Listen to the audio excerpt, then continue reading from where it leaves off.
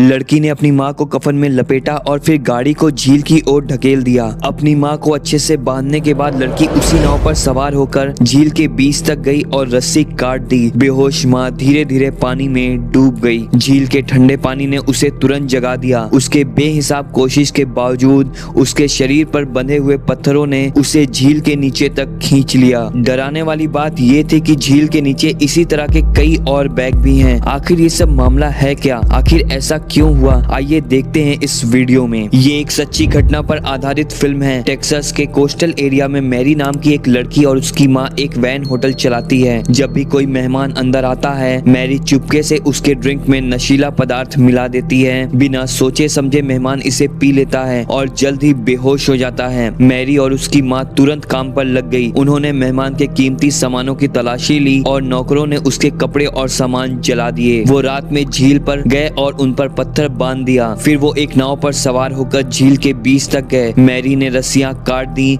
और मेहमान ठंडी झील के नीचे डूब गया। हर हत्या के बाद माँ प्रार्थना करती थी और दीवार पर एक निशान छोड़ देती थी। उसकी माँ ने ऐसा इसलिए किया ताकि मैरी के फ्यूचर के खर्चों के लिए अच्छा पैसा बचाया जा सके। मैरी वास्तव में एक दयालु लड़की थी। जब वो किसी बेघर इंसान से मिलती थी तो उसे ताजे फल देती थी, लेकिन वो अपनी माँ के बिहेवियर को मना नहीं कर सकती थी और ना ही रोक सकती थी, क्योंकि माँ कहती थी अगर उन्होंने अच्छे पैसे बचा लिए तो वो हत्याएं बंद कर देंगे और यहाँ से कहीं दूर चले जाएंगे। एक दिन एक लग्जरी कार में एक और आदमी दरवाजे पर आया। मैरी और उसकी माँ ने वही किया जो उन्होंने पहले किया था और जल्द ही वो आदमी मारा गया। मैरी तुरंत उस आदमी की कार के पास गई और उसका सामान ढूंढने लगी। तभी एक कार तेजी से आई और एक आदमी बाहर आया और मैरी को उसकी मदद करने के लिए बंदूक से धमकाया। उस आदमी का साथी गंभीर रूप से घायल था। मैरी और उसकी माँ की मदद से उसका साथी बच गया। पुलिस को बुलाने से रोकने के लिए जैक नाम के शख्स ने उनके सेल फोन जब्त कर लिए और उन्हें अलग अलग कमरों में बंद कर दिया। कुछ देर बाद मैरी ने उस आदमी के कमरे से हलचल सुनी जो बेहोश हो गया था। उसने चुपचाप दरवाजा खोला और उस आदमी के कमरे में आ गई। वो आदमी जाग जाता है और उसे पता चलता है कि मैरी ने उसे नशीला पदार्थ दिया है। उसने मैरी की बात को नजरअंदाज कर दिया और उसके साथ झगड़ा किया। उनके लड़ाई के शोर से जैक को भी पता चल गया। जैक ने तुरंत उस आदमी को बाहर कर दिया। फिर वो उस आदमी को यहाँ दफनाने के लिए जंगल में ले गए, लेकिन वो आदमी अचानक जाग गया। जैक ने मैरी को वहाँ से चले जाने को कहा क्योंकि वो नहीं चाहता था कि वो देखे कि क्या होने वाला है। मैरी छिप गई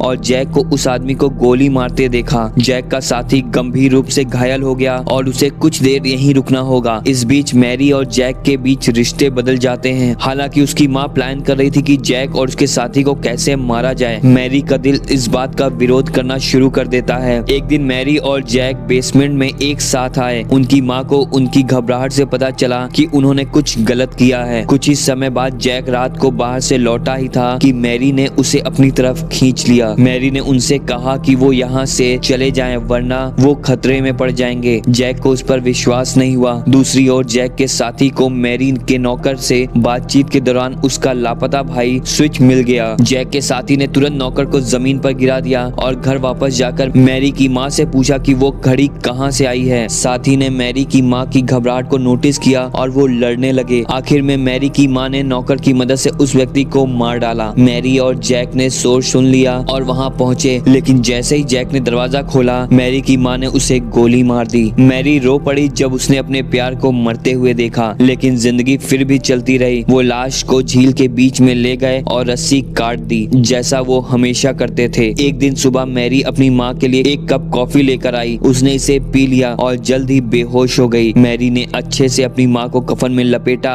और कार को झील की ओर ढकेल दिया। उसने अपनी माँ को पानी में फेंक दिया क्योंकि उसने दूसरों को मार डाला था। यह सब होने के बाद भी वो नाव में लेटी रही। मैरी ने बहुत पैसे बचा लिए